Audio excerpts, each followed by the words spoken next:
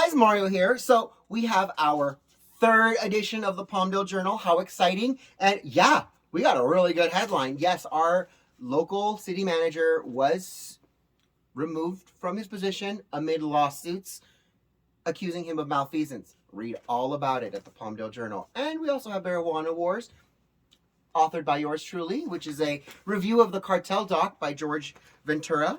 I'm excited, super excited. Public Square pulled an ad out in our paper. If you guys haven't heard of Public Square, they're a fantastic application. They are patriotic businesses, and also the information for your board of supervisors, for your local city council, and your school boards. They're a great resource, and they even have a job board for people like us who maybe got terminated because of the vaccination. Maybe we're looking for employees who are willing to work with the unvaccinated. Hey, they have it there for you. And as always, Robertson Palmdale Honda did put an ad. And check this out. We even have classifieds. You guys, we're growing.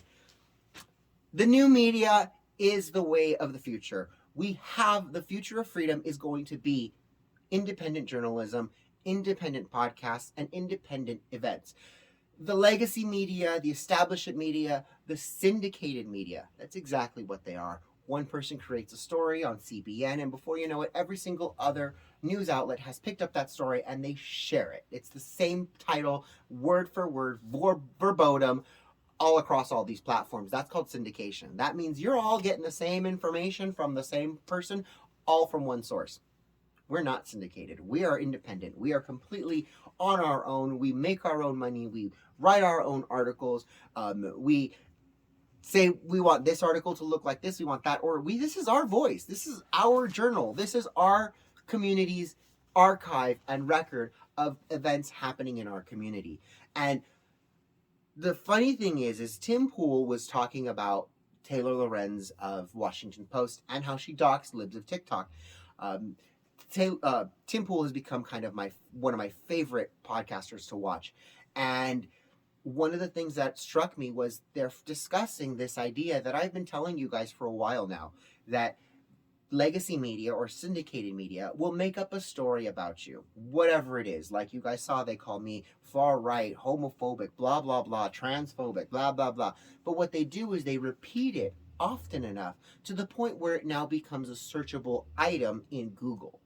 This is what they've done to my friends, where my friends are rally goers. They do protect the innocent, but because they are out there forward in the front lines, they get identified or doxxed. And what happens when you get doxxed is they put your name and they put all of these untruths next to them. And then when you do a Google search, you find them together. So when you start looking up my name, you're going to start looking up this QAnon, you're going to look up this aggressive, and that's what they're trying to do. They're basically trying to get me put on a no-fly list. They're trying to get the FBI to investigate me. They're trying to get all of these agencies to come down on me, because if they pair me with enough violent or extremist words or verbiage, then the trigger will happen that, oh, Mario Presents is a violent extremist.